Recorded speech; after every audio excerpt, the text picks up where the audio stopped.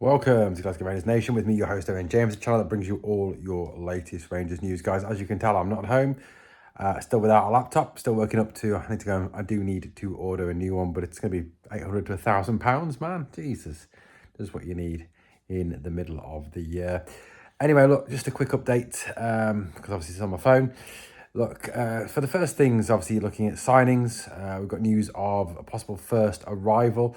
Nothing official from the club yet, but it has been reported in numerous news outlets as well. You know, obviously, look, the pre-season training starts Monday. So this weekend, obviously, is the last weekend before we get back to proper football. Now, the fixture list was obviously published today.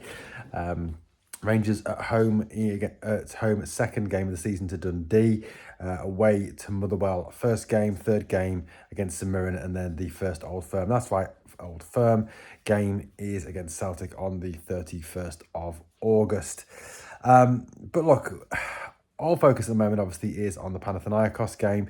Yes, there are some pre-season friendlies, obviously, in and around that game, but the big focus obviously is on that Champions League tie against Panathinaikos. Now, Russell Martin, speaking to Rangers media, said that he wasn't sure of exact numbers, but he said he hoped to have a few in before the Panathinaikos game. A few in, like I said on the video yesterday, none of us are exactly sure who or what a few is. So who are the few? How many is the few? What is the few?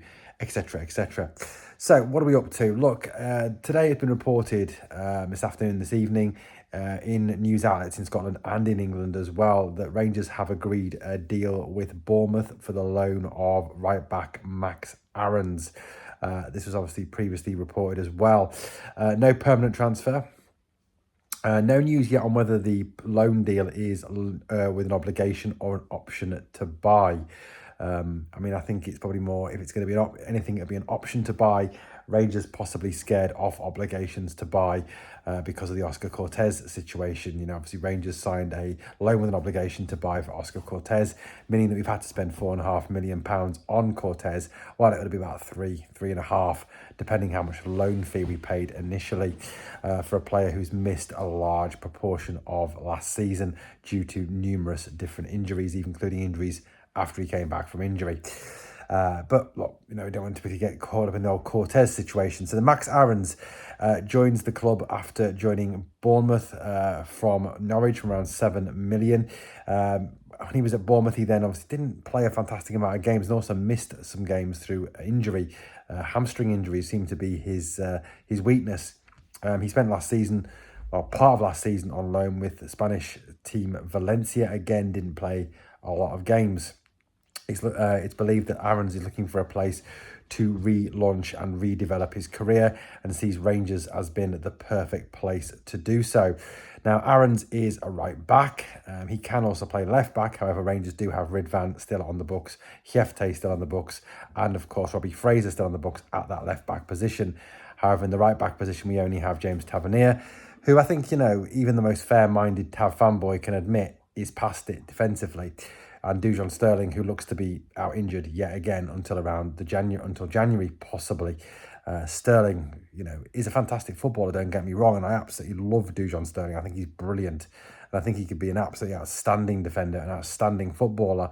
It's possibly even someone who could move on for big money. But the issue, obviously, around Dujon Sterling is his constant injuries. That is one thing that is slightly concerning about Max Aarons also, is the injuries that he has sustained in the past. Aarons is lightning fast. That's one thing he will bring to the right back thing. Very good going forward and very solid defensively. Maybe this is the end of James Tavernier as Rangers right back. He could have, I suppose, a role going forward if we don't sign anyone. Although Russell Martin is thought to be pushing for Kavama Poku to play right winger, because the two right wing options at the moment do look exceptionally poor in Ross McCausland and Kieran Dowell. However, I really don't think James Tavernier can play right wing. He is very good at delivering the ball into the box, do not get me wrong. But in terms of having the skill to go past a man or the speed to do so, he certainly does not have that. So, maybe the arrival of Max Aarons means that James Tavernier will be taking a back seat this season. We certainly can hope so. But Aarons is a top-class player, a really good footballer, from England 21 international. Like I said, very good going forward, lightning fast.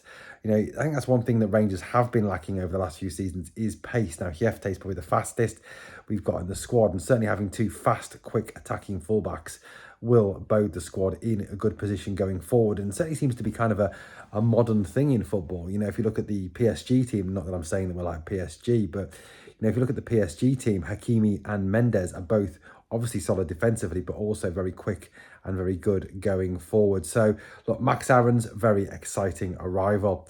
Like I said just a few moments ago, it seems that Martin is also pushing for the arrival of Kavama Poku, the winger from Peterborough. As I said on the video yesterday, I do believe that right wing is a place we do need to address, given the fact that we have very few options at that, well, very few good options, shall I say, at that position. Now, one thing has also been reported is that Russell Martin is anxious to keep Nicolas Raskin, despite growing interest from English Premier League clubs. Now, there were stories yesterday that Aston Villa were about to solid up their £25 million bid for Raskin, with a number of Aston Villa players apparently on their way out of the club. However, news today that Rangers are reportedly offering Raskin a new bumper contract to remain with the club. Now, Raskin has 2 years left on his deal, so you might say, well, if he's got 2 years left, why are we negotiating with him? Well, that's best practice. You know, if you look at teams down south now, the best practice that they're using is that when a player gets to 2 years, that's the time you go in with a new contract. If they won't sign it, that's when you sell them, because that's when their value is at the highest. And also the situation where, look, you know, you can also go to a player with 2 years to go and say, look, don't see you having a future at this club. I'm going to move you on, I'm going to sell you.